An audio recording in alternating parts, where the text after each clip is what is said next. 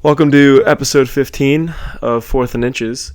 Yet another rambunctious Sunday of some quality NFL football played.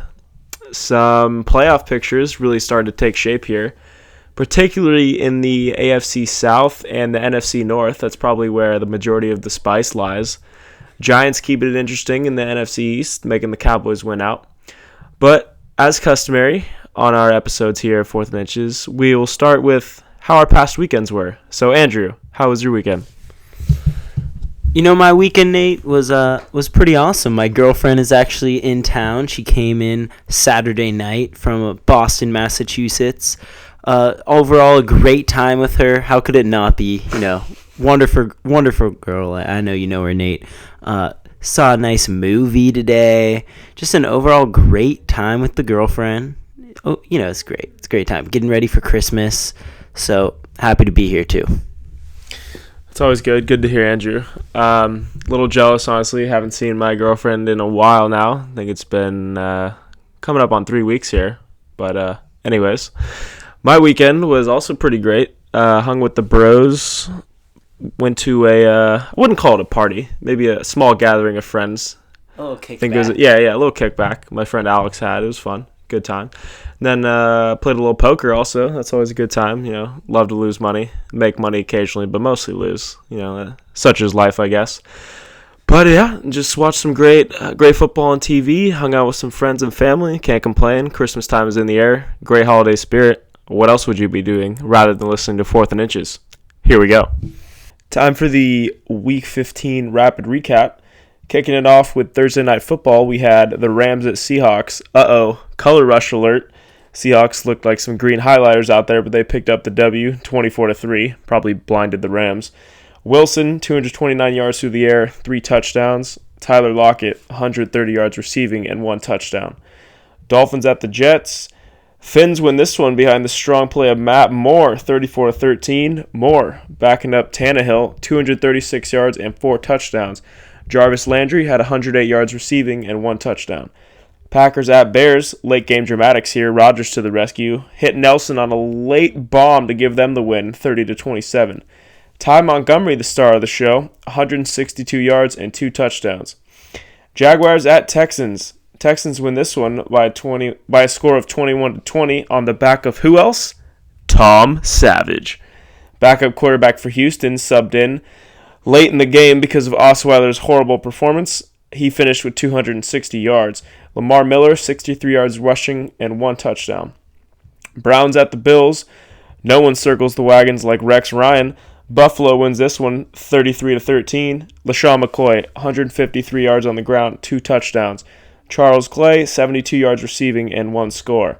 Eagles at the Ravens, another late game dramatics. Eagles opt to go for 2 after tying the game with just a few seconds remaining. Don't get it. Ravens win this one by a score of 27-26. Flacco fling, 206 yards through the air and 2 touchdowns. Lions at Giants in a critical game for the NFC playoff picture.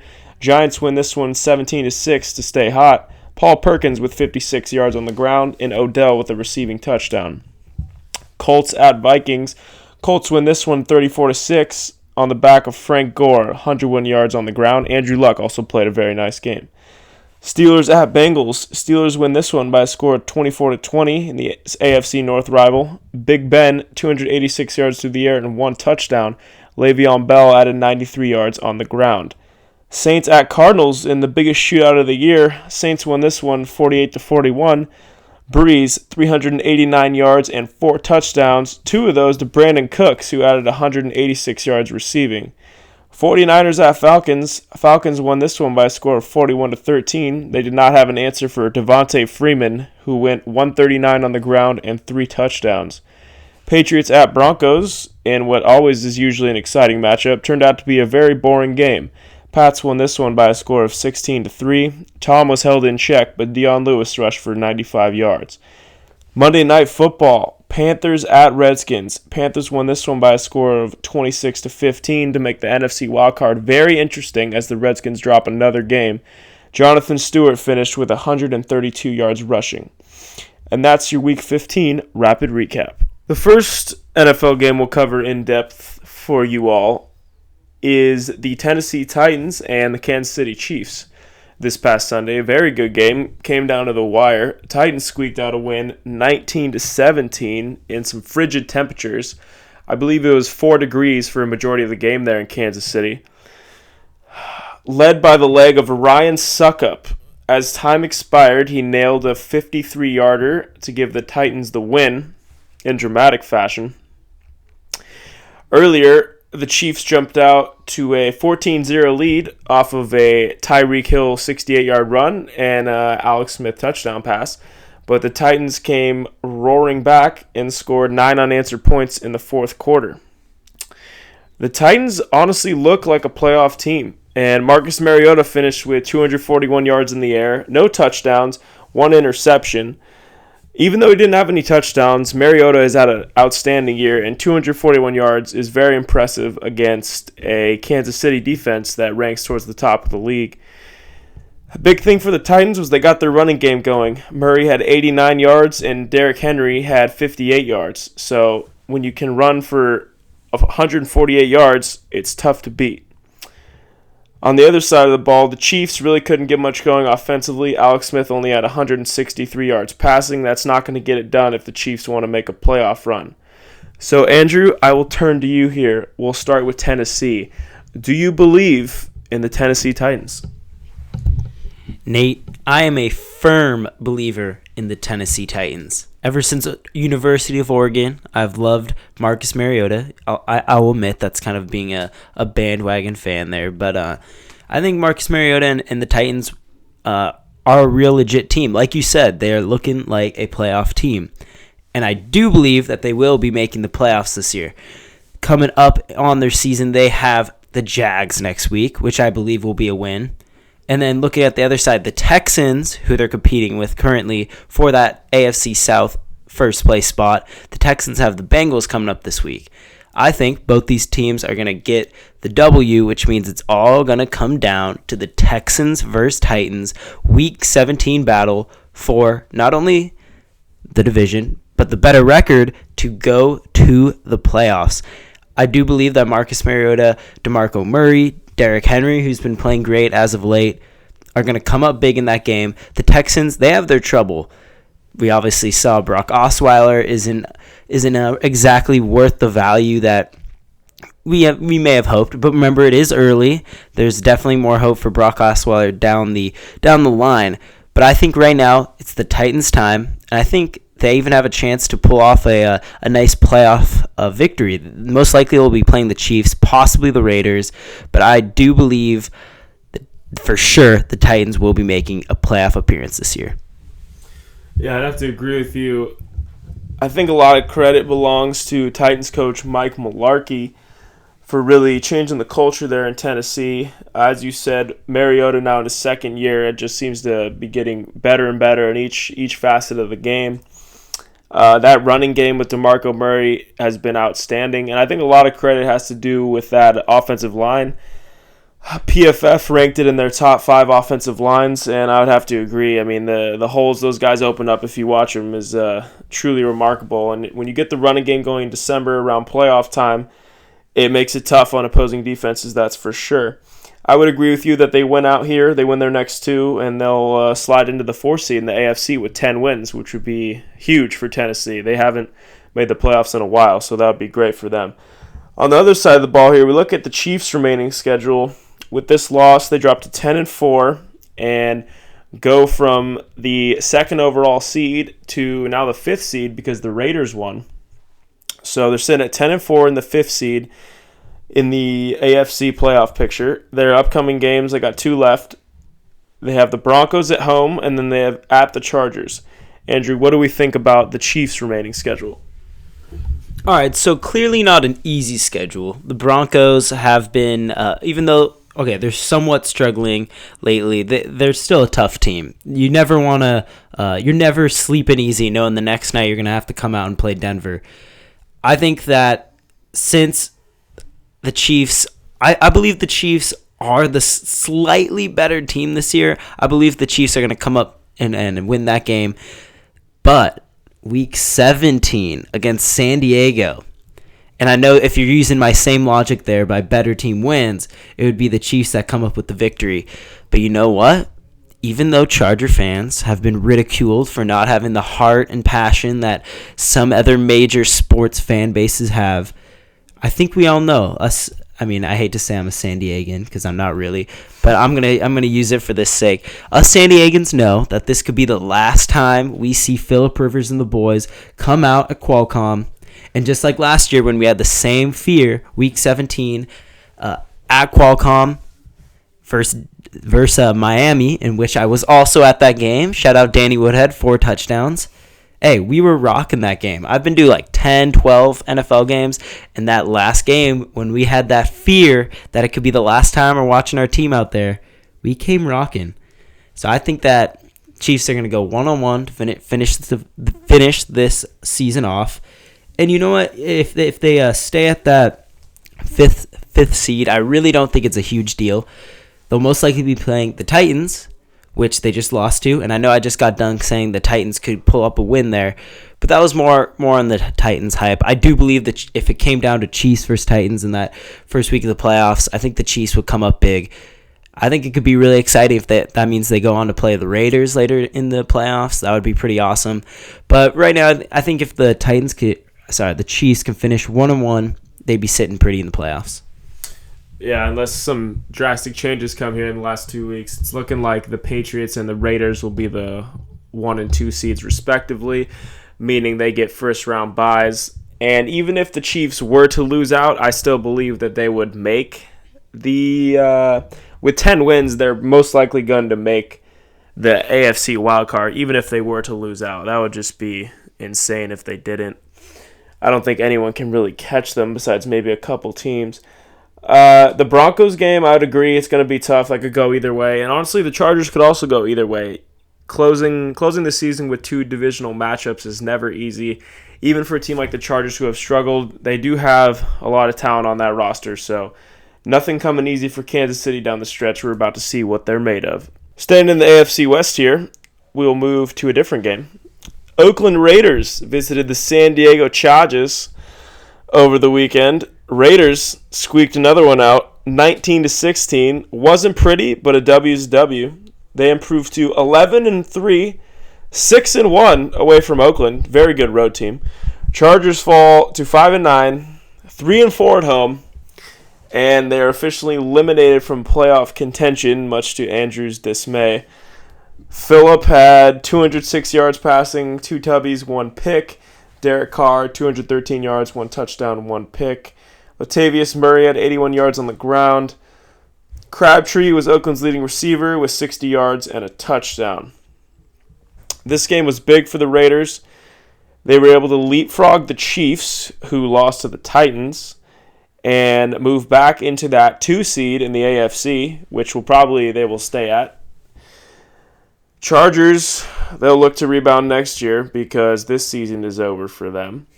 But looking ahead here to the Raiders' remaining schedule, they have the Colts at home on Christmas Eve, and then they play at the Broncos on New Year's Day. Andrew, what do we think about the Raiders' remaining schedule?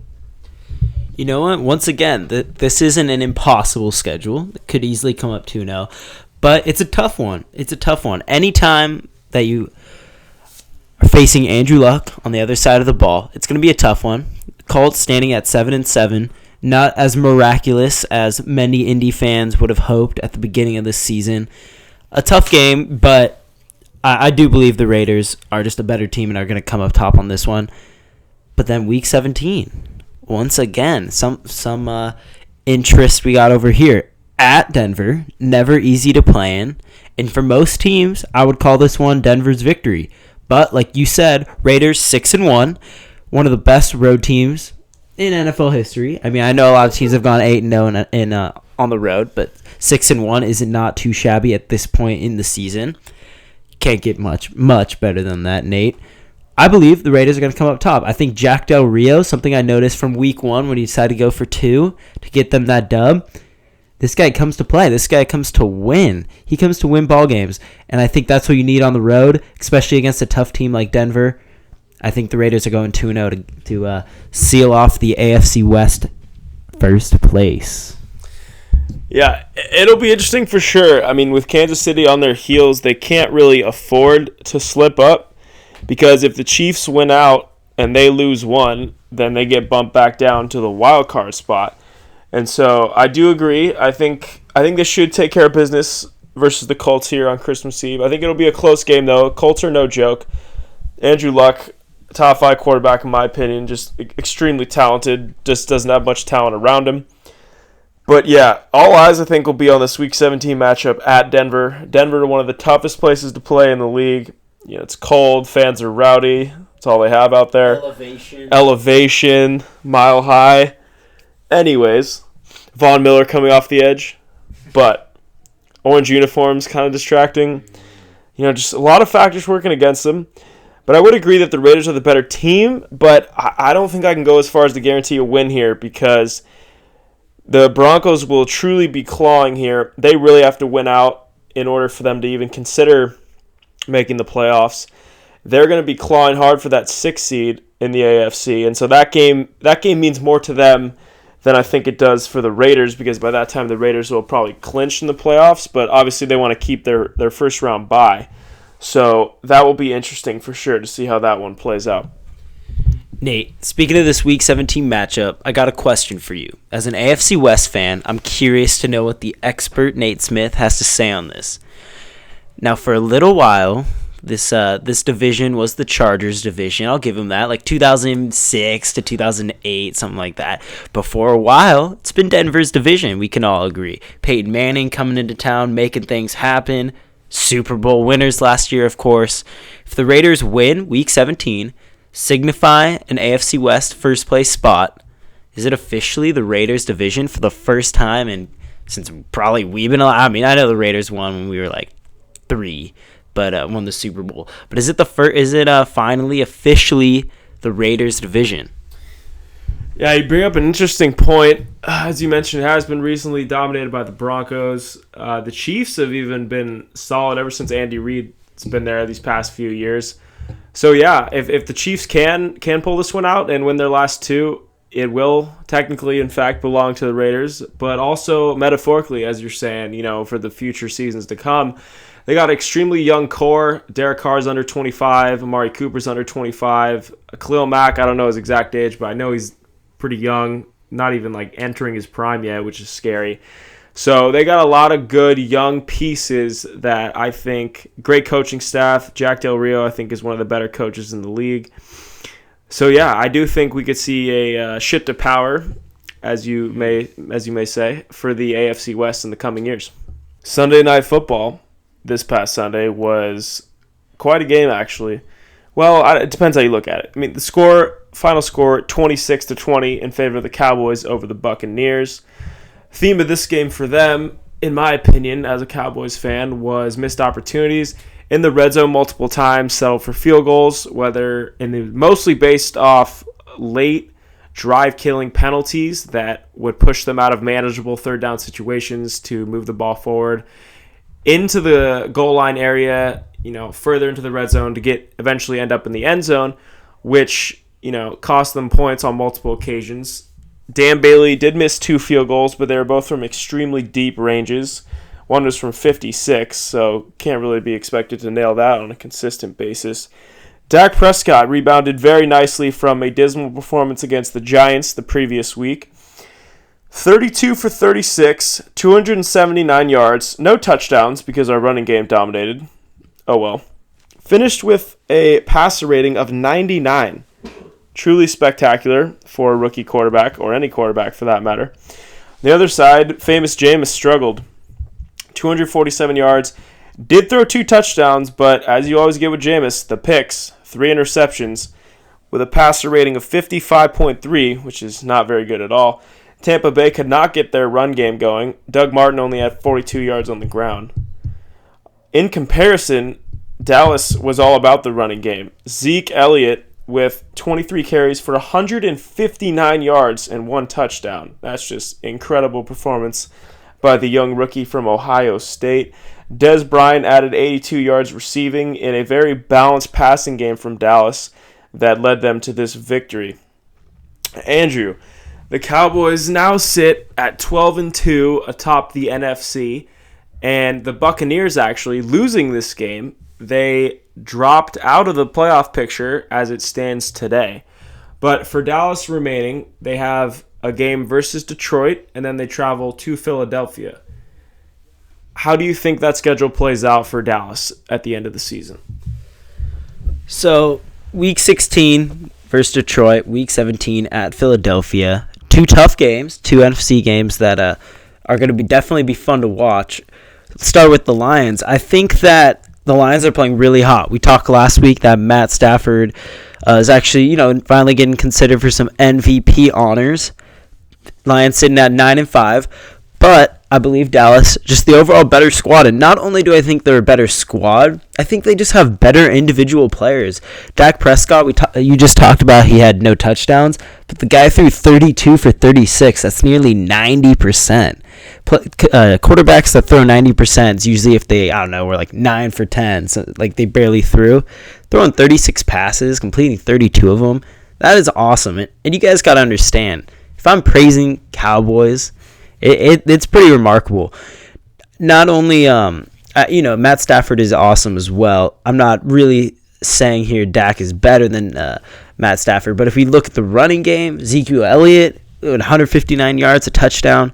I mean, I just think that it's almost, if I'm looking at this game like basketball, it just comes down to matchups, and I think that Dallas just has the better players here. I think they're gonna defeat Detroit. I don't know if it's going to be a huge blowout or a close one, but I think they're going to come up with the W at the end of the day. Turning to Week 17 at Philadelphia, of course, for all NFL fans around the world, a nice rivalry game. But Eagles have been struggling. I mean, I know they had that, 3-0, 4-0 start in Pennsylvania, but it hasn't been too hot ever since. I just think Dallas is too hot, too hyped right now to lose a game at that point in the season to a somewhat poor team. I see Dallas going 2-0 to finish this one. I'm not just saying that to make you happy either, Nate. No, I know. It's a very objective viewpoint, and I actually think it's a correct one, though, because both of those teams, as you said, with the matchups against Detroit, I see no reason why we won't be able to control the line of scrimmage on offense and continue to run the ball with success. Defensively, I don't think they can keep pace with the Cowboys' offense. And on the other side of the ball, our defense actually has been playing phenomenal as of late. In the fourth quarter, we really shut down that Tampa Bay offense. Had a couple late picks and a couple late sacks that were very crucial to shutting down any comeback attempt from Tampa Bay. So if our defense can continue to be, I think overall they're ranked middle of the pack, but they've been playing better than their ranking.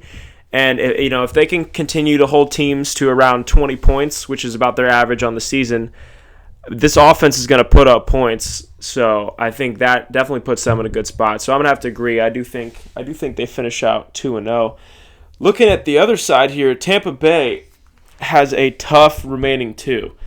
They, on Christmas Eve, they go to New Orleans to play a red-hot Saints offense, and then they close with the Panthers on New Year's Day. Andrew, am I crazy to think the Bucs could lose 2 of their last 2? Nate, you're not crazy, but I think that you're definitely not crazy, but I think it's not too realistic they lose 2 of the next 2. I feel like the Buccaneers could come up with at least one of these wins, but it might not be enough because we're looking at the Falcons here, right? They got the same exact teams to finish out the season, right? The Falcons have Panthers Week 16, then the Saints Week 17. It's like the Falcons and the Buccaneers just trade off here. I don't think that one win will be enough here for Tampa because they're sitting at 8-6. Falcons over at 9-5. I think the Buccaneers have to win out here because if the Buccaneers are able to come up and defeat Carolina and New Orleans, I don't see why the Falcons wouldn't be able to at least snag one win there. So I think Buccaneers not totally likely that they go 0-2. It's possible, like you said, but I think the Buccaneers are in some trouble here. I don't see them grabbing both wins, in which I think it's necessary at this point. Well, I guess if you want to get your offense back on track, New Orleans is a good team to play. They give up a lot of points per game. It seems like everyone and their mother is able to move the ball against that New Orleans defense. Except the Chargers. Except the Chargers, man. Rough season for the Bolts. But anyways, I think Jameis, the run game, Mike Evans should get back on track against New Orleans this upcoming week. But even so, it's a tough game in New Orleans, tough place to play. As we mentioned before, the Saints offense has been hot, so it's even with their talented defense, it's going to be tough to contain. And then closing out the year against the Panthers, that's no gimme, who have been playing hard recently after a very disappointing season after appearing in the Super Bowl just a year ago. So tough road here for Tampa Bay to close the season. Not to mention the Redskins, assuming Tampa Bay doesn't win the division, the Redskins and Packers are right on their heels for the 6th seed in the NFC wildcard. So Buccaneers are in a tough spot, and they will most likely have to win out in order to make the playoffs. All right, because it's this time of year, we're going to talk a little playoff scenarios here. We'll start with the NFC. Barring some sort of weird mystical miracles, it's looking like Dallas and Seattle are going to remain in the 1 and 2 seeds for the NFC. Don't see that one shaking up too much. 3 through 6 is where it gets interesting. Atlanta currently sitting at 3, Detroit at 4, New York at 5, Green Bay at 6. It is possible that Atlanta drops one, Detroit wins one, and those flip-flop. But I think the top 4 are pretty set as far as the teams, because I do believe Atlanta wins NFC South. I don't really see Tampa Bay coming back and winning out. The 5 seed is pretty much locked up by the Giants because sitting at 10 wins, I don't really think anyone's going to catch them. Where it gets interesting is that 6 seed between Green Bay, Tampa Bay, and Washington. Washington in the biggest hole, having 7 wins because Tampa Bay and Green Bay both have 8 wins. So Washington would have to win out and need some help to get that 6 seed. Tampa Bay has the tougher schedule. So I honestly think the playoff picture will pretty much hold as is currently standing for the NFC right now. What do you think, Andrew? I agree with you for the most part. I believe the playoff picture is going to stay very similar. The only thing I will point out is that Green Bay 8-6, the projected 6th seed. I see that could possibly change here. There's some teams creeping up. The Buccaneers sitting at the same record, 8-6. Like we said earlier, probably aren't going to catch Falcons for the division title, but they could end up squeaking in there for a wild card. That's about it, honestly. I feel like you said, the Giants are pretty secured. Seahawks, obviously, and Cowboys. I think that the Buccaneers have a chance of squeezing past Green Bay. I'd actually like to see it. I'm not either Green Bay or Buccaneers fan, but I kind of like to see new teams in there. Like we were saying before the show started, Aaron Rodgers, great guy, great quarterback, getting a little boring for me. I like to see different teams, especially when the Chargers aren't anywhere close to playoffs. I would love to see the Buccaneers squeeze in there. And if the playoffs stayed the same, except for that, we'd actually see a division rival game 1 against Falcons and Buccaneers week 1, which would be pretty awesome. Yeah, I see your point there. It would be interesting to throw a little spice in there, but we'll see what happens. Looking at the AFC, this is where a lot of action could happen over the next 2 weeks. Currently, in my opinion, 3 of the teams that are currently seeded, I think will have different seeds or not a seed at all by the time the season concludes. These 3 teams for me are Pittsburgh, Houston, and Miami. I think New England and Oakland will hold at 1 and 2. I think Pittsburgh loses to Baltimore on Christmas Day, and then Baltimore wins out, giving Baltimore the 3 seed. I think Houston loses Week 17 to Tennessee, which would give the Titans the 4 seed. Kansas City, I think, will remain at 5. I think Miami loses out, and either Denver or Pittsburgh will squeak in at that 6 seed.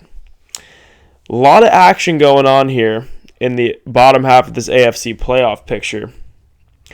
Denver's a team that could miss the playoffs after being Super Bowl champion, which is just mind-boggling to think about. And the AFC South has two teams in the thick of things, which normally doesn't happen.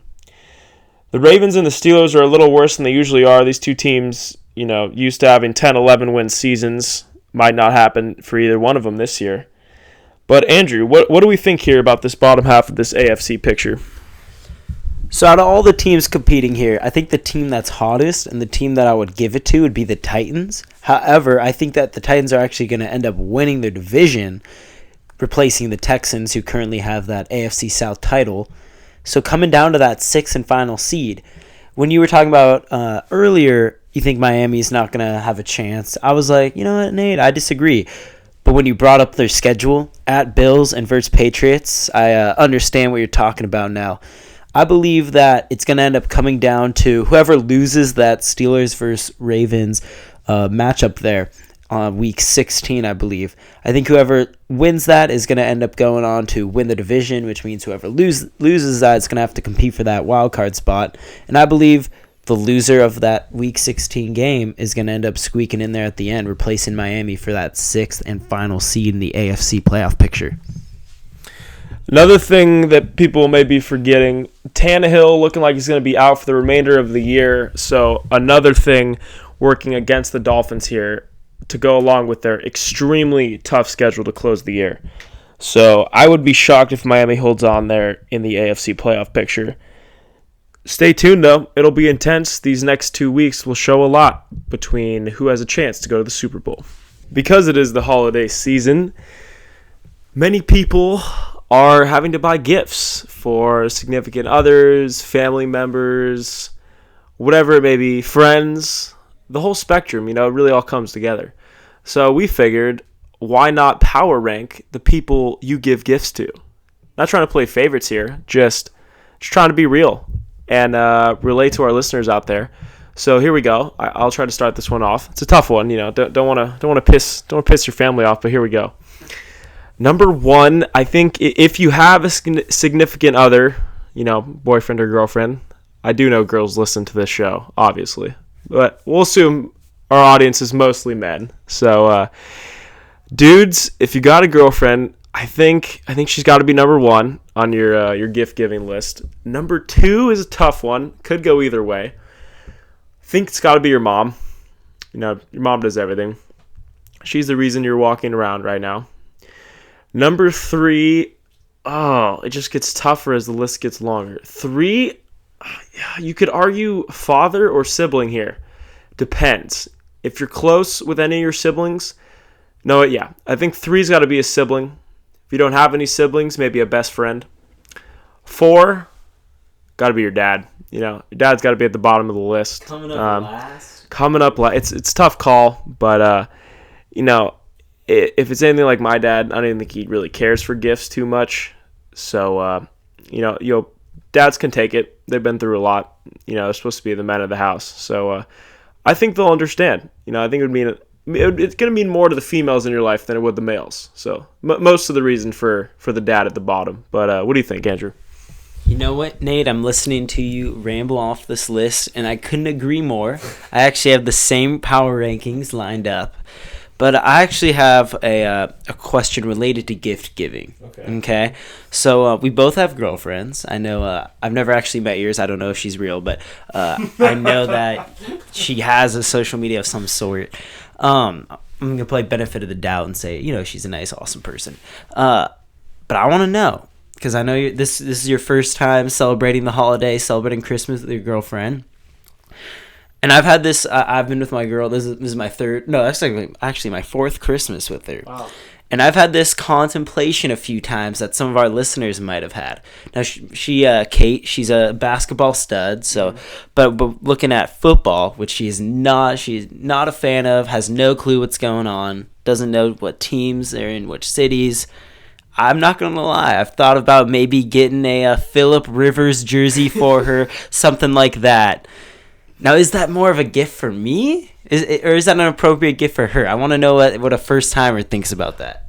first reaction is you're being a little selfish here, Andrew. I think that's a gift for you. You know, you just want to see your lady parading around in a Rivers jersey, tossing you the pigskin. There's nothing that turns me on more than that, I will say.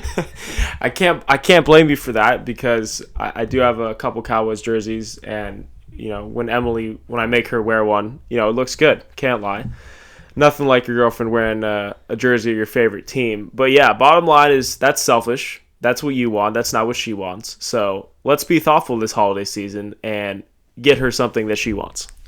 All right, I like it. Now, I know we are just bashing on the dads of the family here, putting them last on the list. I want to know. Well, let's show him a little love here. I've gotten my dad. He's a football fan. He likes the Chargers. He's always watching the games, but he's more of a rugby guy. I'll say he was born and raised New Zealand, so big New Zealand All Blacks fan. I've been giving him sport-related gifts for quite some time now. Father's Day, birthdays, Christmas. I want to know what Nate Smith thinks is an appropriate non-sports related gift to get our dads out there this holiday season. You know, my first thought here is maybe go a little sentimental. You know, maybe write him some sort of memoir, some sort of poem. Maybe just express your thoughts with words. You know, just put it down on a piece of paper, give it to your dad. Maybe it's just a little letter like, "Hey, Dad, love you." You know, that goes a long way. Right, and I think 3 words could make someone's day. And I don't think it has the same value when you put it on Twitter or social media, say how much you love them, especially when they don't have a social media, right? Big pet peeve. Christmas time, Mother's Day, Father's Day. You see it on these big holidays. You see these long Thanksgiving, big one. See these long ass posts from kids our age, or I guess soon to be adults, where, you know, they're just talking about their parents and their family and their grandparents and their dogs and all these people that don't even have social media or Instagrams. Listen, no one cares, all right? No one wants that attention on their feed. I don't want to see it. Andrew doesn't want to see it. So just do us a favor, all right? Just go up to your parents, your siblings, your loved ones. Just tell them. Say, "Hey, I love you." It's easy. You can even say it to your friends. It's not weird. It's not gay. It's just a normal thing. You know, I think that goes a much longer way than a long post on Instagram or whatnot. People forget about that human-to-human interaction, Andrew, and I think we need to start bringing it back. I couldn't agree more. I think that putting it down on paper or in person and actually giving it to the person that it's directed towards, like you said, no one cares. There is one person who cares. The person who's actually receiving this. But half the time they can't even see it. Exactly. Right? If they don't actually have a social media, like Grandma, I love you so much. Your grandma doesn't have a social media. Let's be honest here. She's not rocking the Instagram. So I think that's a nice gift idea, Nate. I like that. I think it's a good way to, for everyone who has a significant other, everyone who has a family, nice way to just get in the holiday spirit and just, you know, spread that love and cheer. Well, you got our holiday advice and our power rankings. We would like to wish all of our listeners happy holidays and a Merry Christmas from Andrew and Nate here at 4th and Inches. We had a great time. We hope you had a great time. We'll see you next episode of 4th and Inches.